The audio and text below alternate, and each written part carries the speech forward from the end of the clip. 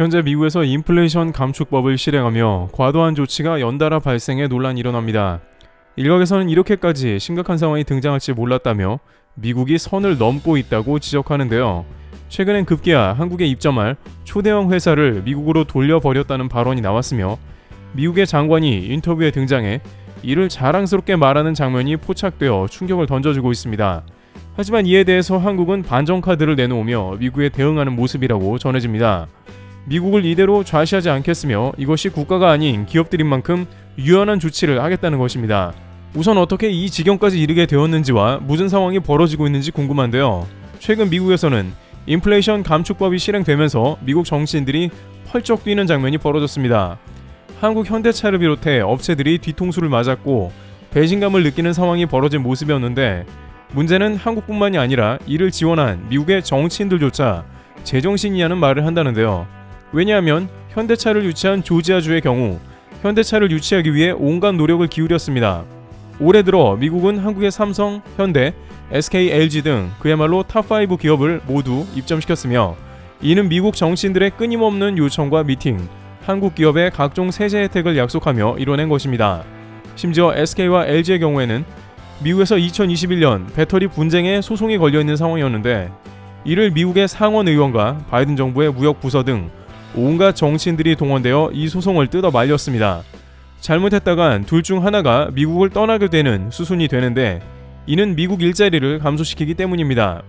또한 미국의 전기차 배터리 시장에 공급망 차질이 가속화될 수 있다는 전망이 나온 것입니다. 특히 LG 영업 비밀을 침해한 SK는 자칫 미국에서 퇴출될 가능성까지 나와 위험했던 것입니다. 그러나 SK는 이미 미국 포드사와 배터리 공급 계약을 맺었으며 이는 조지아주의 큰 일자리 제공 회사였습니다. 이를 위해 미국의 정치인들은 여야 가릴 것 없이 통합하고 합심해 소송을 합의시킨 것입니다. 결국 미국에서 엄청난 노력을 기울인 끝에 이 분쟁은 합의되었고 이들은 매우 환영하는 뜻을 밝혔습니다.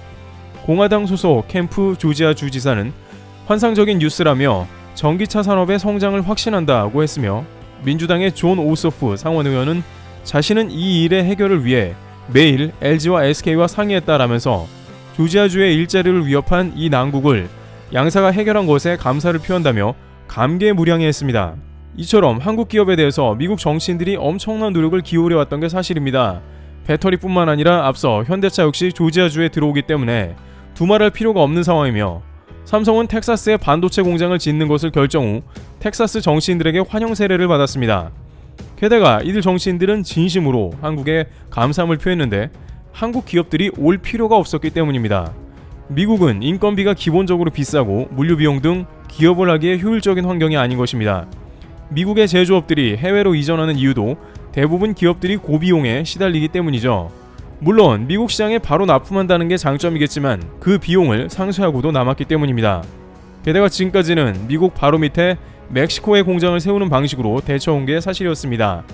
자동차와 가전 등 한국 기업들은 멕시코 기지를 짓고 공급해 미국과의 사업이 크게 영향이 없었습니다.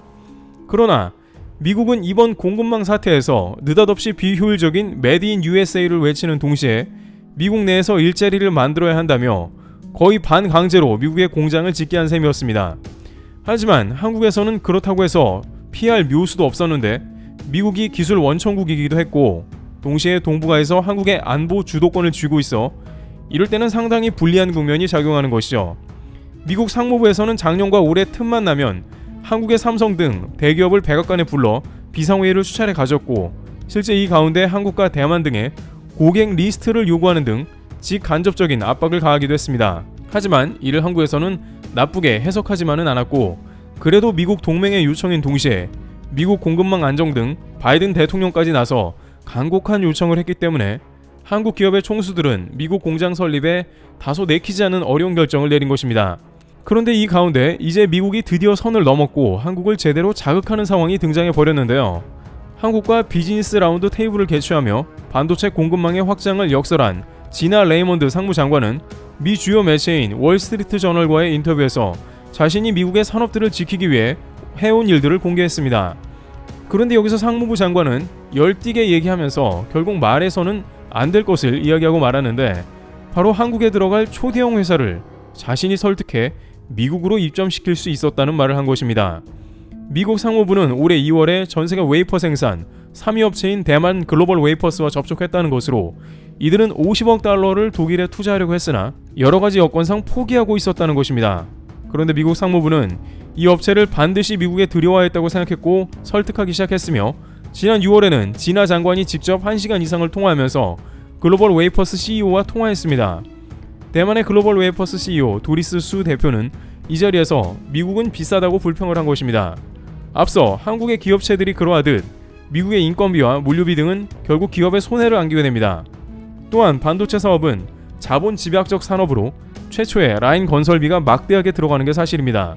수백 미터 되는 라인 한 개의 공장 크기는 작아 보여도 그 안에 들어가는 장비와 시설 등 금액은 라인당 조 단위 건설비가 들어가기 때문에 이런 비용이 높은 미국을 꺼리게 된다는 말입니다. 대만의 수 CEO는 건설비가 미국의 3분의 1가량인 한국에 새 공장을 짓겠다라고 말했습니다. 그랬더니 진화 레이먼드 장관은 보조금을 주겠고 한국 대비 손해보지 않게 하겠다라고 했으며 절대 대만이 손해보는 일은 없다라며 수차례 강조하는 등의 작업을 집요하게 펼친 것입니다. 실제 2주 뒤에 대만 글로벌 웨이퍼스는 미국의 텍사스에 7조 원가량의 공장을 짓겠다고 발표했으며 이 공장에는 미국 TSMC와 인텔 등의 제품을 공급하겠다는 포부까지 밝힌 것입니다.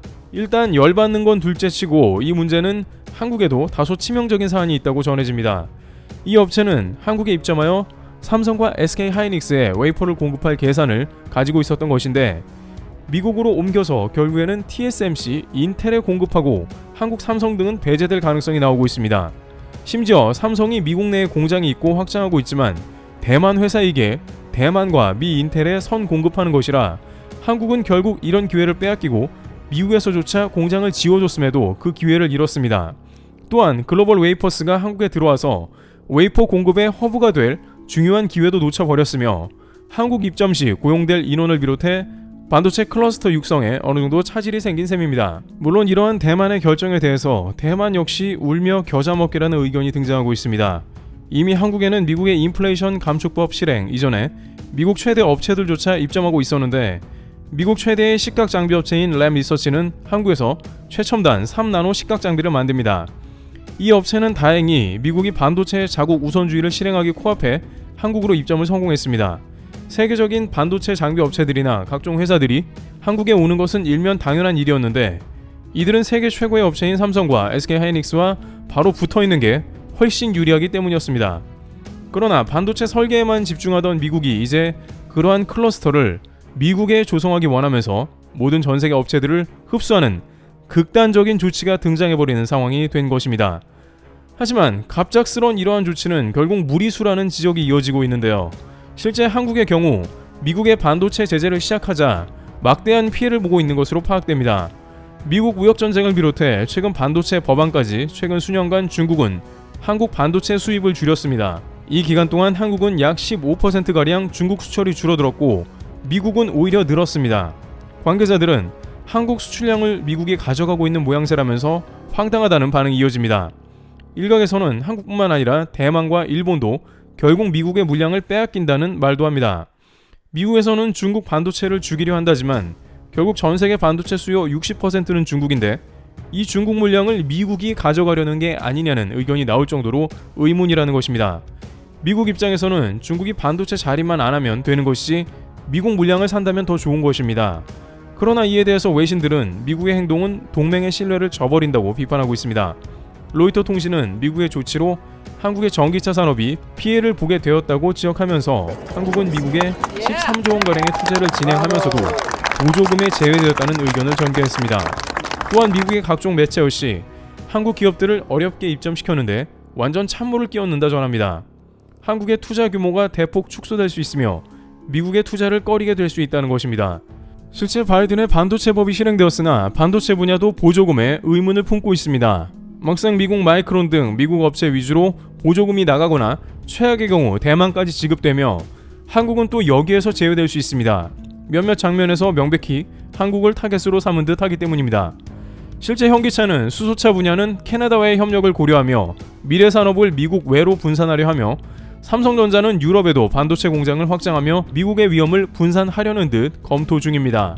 이들 회사는 국가가 아닌 기업이기에 철저히 계산기를 두드려가며 미국을 대할 것이며 미국의 이해 안 가는 인플레이션법과 한국 고객까지 빼돌리는 행위는 두고두고 논란이 될 것입니다. 이와 같이 미국은 급기야 7조 원가량 되는 회사도 미국으로 낚아채며 선을 넘고야 말았습니다. 앞으로 한국은 미국 투자나 비즈니스를 반드시 신중함을 가지고 임해야 한다는 의견이 나옵니다. 트래블튜브였습니다. 감사합니다.